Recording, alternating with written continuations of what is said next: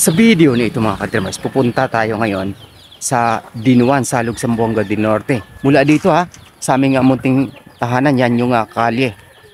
At ito naman yung simbahan. Pero di tayo nakapag-simba ngayon. Ayan, naninimbang pa rin ako hanggang ngayon. Pero sa yung lingwahe, ayan, kailangan ko muna pag-aralan uli. Palusong na tayo dito mga kadreamers sa Malakawa na rice field. Dito sa Barangay Balacan, Salug, Zamboanga del Norte. Naalala ko itong lugar na to nung elementary time ko. So, yung bahay ng tiyuhin ko dyan, sa side, dyan kami nakituloy ng kapatid ko noon. Praise God, kahit pa paano nakabalik tayo. At yung pinagbago na lugar tingnan ninyo, yung kalsada ay sementado na rin. At yung mga palaya naman, ayan, kitang kita pa rin natin. Although, yung paligid ay talagang marami na pong kabahayan. Pero yung rice field, ayan, nanatiling buhay dahil sa ito yung pangunahing source of income ng mga tao dito. Palayan, niyugan, at saka rubber tree. Ito naman yung gilingan ng palay dito mga kadreamers, papunta sa Barangay Dinuan.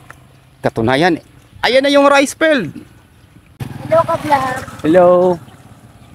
Pero ang nagbibigay buhay sa paglalakbay kong ito mga kadreamers, ayan, yung rice field na yan, dyan kami nakisaka dati ni Papa. Ayan, napakahirap ng buhay noon dahil sa dumaan tayo sa bahagyang kaguluhan.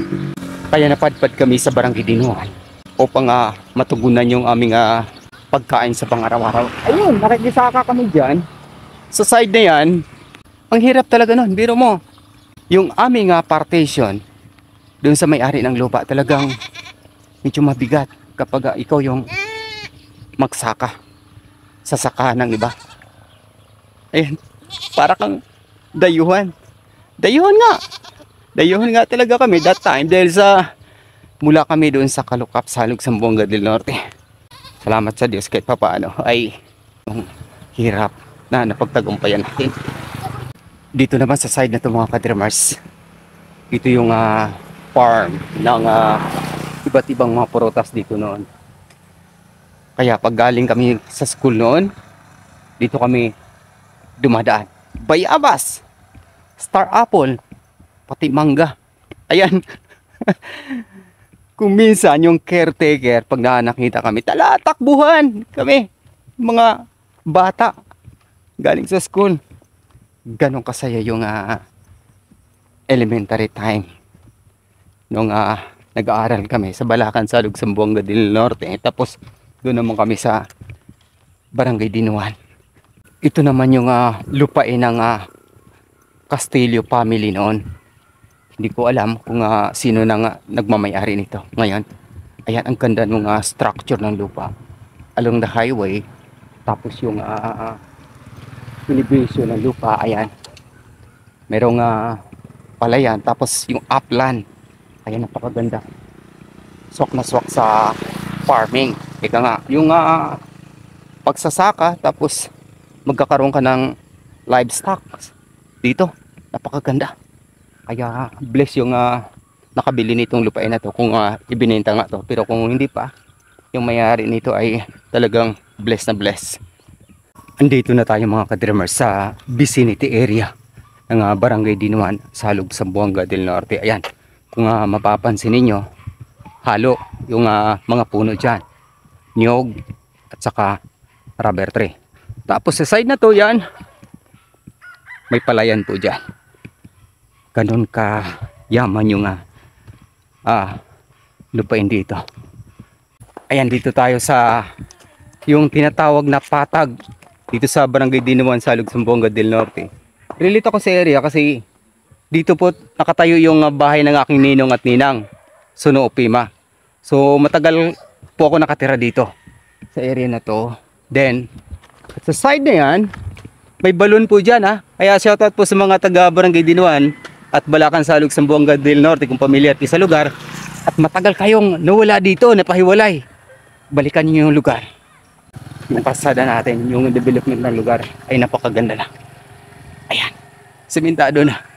Tutuloy pa tayo para makita natin yung pakay para sa ating Luya Farm Plantation.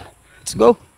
Ito yung area at location ng pinuntahan namin during evacuation time. Dito kami nakisilong sa kaanak dito sa Barangay Dinuan, Salug, Zamboanga del Norte. Yung Lamina family, alam ko dito yung bahay nila noon, side. Pero dito nakapagtayo po kami dyan ng kubo-kubo. Pansamantala, almost 3 years kami rito kasama si Papa, Mama at saka yung mga kapatid ko. Kaya yun yung pinakamagandang at masaya balikan yung mga lugar kung saan nandoon ka noon nung kabataan mo. Ito na yung tinatawag na Imbornal dito sa Barangay Dinuan, Salug, Zamboanga del Norte. At salamat dahil sa sementado na at yung tubig ay maayos na rin. Maayos na pagkagawa yung Imbornal. Ayan na. So safe na po tayo tumawi dito. Ayun mga ka-dreamers, lumagpas na ako kaya babalik tayo. Doon lang pala sa patag na tinatawag sa Barangay Dinuan yung bahay ng aking lola. Kasi yung anak niya yun yung mayroong Luya Farm. Yung lugar na yan, yung bundok na yan, yung pupuntahan namin ngayon, yan yung sinaka ni Papa dati. Yung lugar na yan. Ayan, kasama ko yung tiyuhin ko for the first time nagkita. Tagal lang pa na. So halos sa 32 years, di lang kasi dahil sa matagal ako nag-migrate sa lugar nito, napunta naman ako sa Gutalak, Zamboanga del Norte, bago tuluyang lumuwas ng Metro Manila. Medyo malapit na tayo doon sa location kung saan naipunla yung kanilang mga luya. 1 kilometro mula doon sa patag na tinatawag sa Barangay Dinuan. Para makabili tayo ng binhi sa hinaharap. Kasi gusto ko rin magsimula ng Luya Farm Plantation. Ito mga ka-dreamers, medyo makulimlim na pero di pa tayo nakarating sa area. Yan, sumabit yung ating gadget. So dito na tayo sa munting taniman ng tiyuhin ko ng luya mga ka-dreamers. Ito, luya nila ngayon na talagang buhay na yan. Yung bunga niya, lumabas na. 5 buwan na po daw to, sabi ng aking tiyuhin. Ayan yung mga ordinaryong magsasaka dito mga ka-dreamers. Talagang pinagsabi nila, mais, tapos may luya. Ngayon, pupunta tayo doon sa isang parcel pa na kasalukuyang kinukumpunin nila ngayon. Ayan, kasama natin yung aking tiyuhin. Yan. Salamat, tiyo. Oh, tiyo, Yeah. welcome. Ayan mga ka-dreamers, aakyat pa tayo doon sa isang parcel ng kanilang Luya Farm. Yan. Dahan-dahan, malaking kita po yung luya.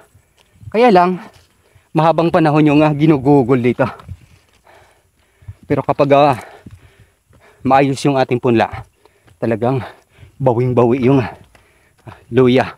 Yung ginastos mo, talagang times 10. Ika nga, kapag sinuwerte. Yan. Hinga saglit lang mga ka-dreamers para makapag-conclude na tayo. Grabe itong bundok na to na naakyat ko uli. Sa tagal ng panahon, halos 35 years yata. Ito na mga ka-dreamers, yung pangalawang parcel ng luya ng aking tiyuhin dito sa Barangay Dinuan, Salug, Zamboanga del Norte.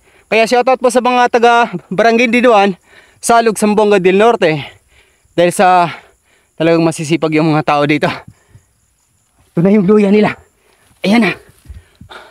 Malapit na, by February ay makapag-harvest na po sila. At iyon nga, dahil sa ampakay ko talaga dito ay bumili ng luya worth of 5,000 para makapagsimula tayo. Ngunit dahil sa alanganin pa itong kanilang punla ni harvest, pero binigyan tayo ng pagkakataon. Yung anak niya, siguro yung pinsan ko na yun, third cousin. Oh. Yan, third cousin nga, di ba, tiyo? Oh. So yun, baka makabili tayo doon ng worth of 1,000. Di na natin pupuntahan kasi medyo hingal na ako. Sa susunod na lang pag bumili tayo actual. Ayan.